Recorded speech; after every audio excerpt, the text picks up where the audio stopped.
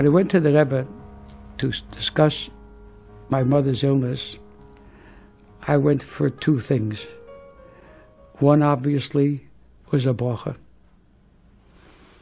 And the second one, it was an eitzah.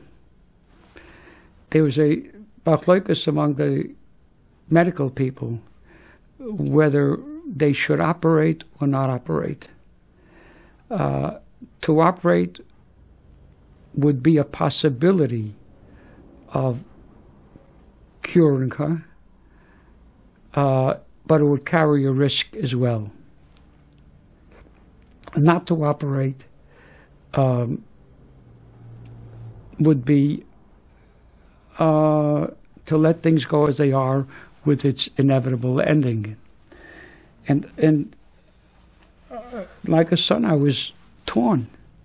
And my mother, Aleha Shalom, couldn't make a decision. And so I went to the Rebbe. And just think, the Rebbe didn't know me, didn't know my mother, didn't know anyone from the mishpacha. And when I looked at him, I saw tears. It like as if he was my brother, and I'm talking to my brother about it. And he gave the answer that one must operate. But that's inconsequential. What is of consequence, that not knowing me, and not even knowing I didn't go representing Young Israel, I said nothing about me being in Young Israel. It was purely personal. And to show such empathy, such emotion, such care, such concern, that in itself is remarkable.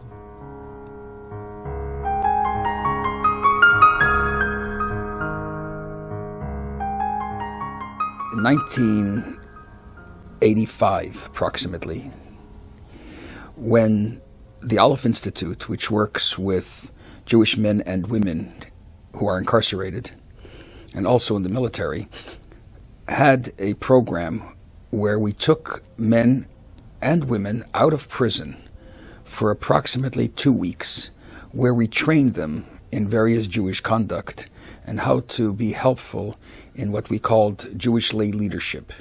Since many prisons were distant from metropolitan areas, and therefore it was not easy for rabbis to visit there, and even when rabbis did visit, it was not often, and the issues that confront Jewish men and women in prison could be on a daily basis. How to pray, how to put on tefillin, how to study, what is kosher, and many such matters. And so we made an agreement with the Bureau of Prisons in Washington that they would allow us to take certain people that had certain criteria out of prison to a certain location where we would train them in learning and in prayer and in all kinds of laws and customs that are important to a Jewish person in such a limited environment, such as prison. And in this occasion that we took 20 men out of prison, we brought them to New York for a Shabbat.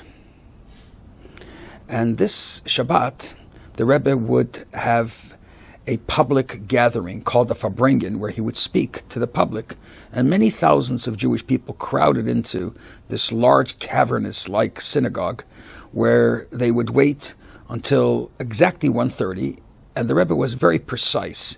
When the clock hit 1:30, you knew the Rebbe was within seconds of coming out, or he'd just come out.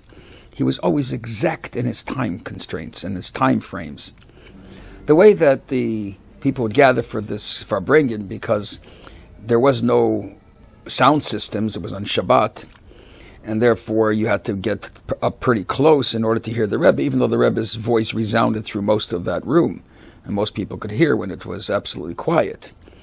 But people would, so to speak, get into semi-reserved places early in the morning and sit there the entire time until 1:30, because otherwise someone else would get their place. Now, these men who came out of prison obviously were not used to this kind of a rigorous schedule and also keeping Shabbat.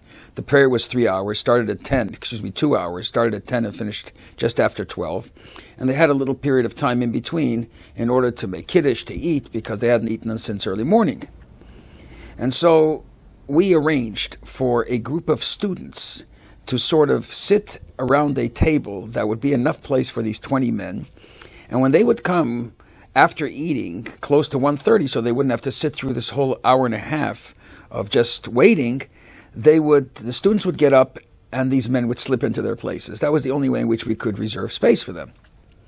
In any case, the men went home to eat, and approximately 1:25, they all started coming back, at which time Rabbi Groner, the Rebbe's secretary, came downstairs from the Rebbe's office, and at the edge of the room he was looking for me. He asked, "Where's Sholem Ber Lipsker?" And I was on the other end of the room, and there was no passageways in which to get through. The only way you could get through to the other end so that I could speak to him was climbing over tables and over people's heads. And everybody was very accommodating. They recognized that it was significant because the Rebbe was not coming down. It was almost time for the Rebbe to come down. And Rabbi Groner, who always came down to the Rebbe, came down beforehand. And Rabbi Groner said to me the following, that the Rebbe suggested that the men who are here from the prisons should not sit at one table together, because if they will sit at one table together, I would say the plurality of the community there are with beards and black hats and look like Hasidim. Here they were all clean shaven with modern clothes. So he says if a group like this would sit together, people would ask who are they and where are they from, and they would have to identify that these men are from prison, and so they might get embarrassed. So rather than put them around one table, they should put them around at various places around the entire room.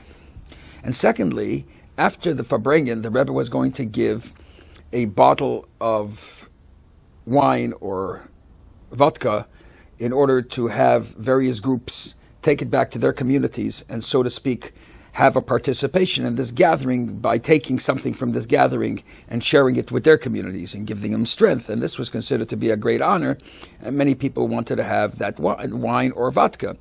And of course, the people would distribute it. The Rebbe would tell them to distribute it at the Farbrengen because it was Shabbat, so it was not like preparing for after Shabbat, but to distribute it at the Farbrengen.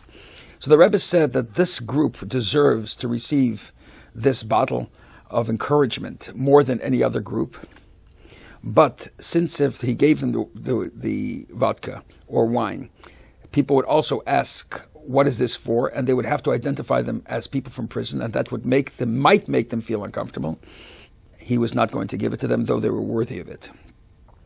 During that Farbrengen, the Rebbe talked to the rabbis because it was the Shabbat after Shavuot when most rabbis come to the Rebbe, because it's the kind of a holiday where the laws are not so convoluted, and the laws of Pesach and Sukkot cover those laws as well.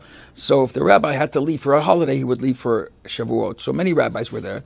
And the Rebbe gave an extraordinarily sophisticated, deep discussion.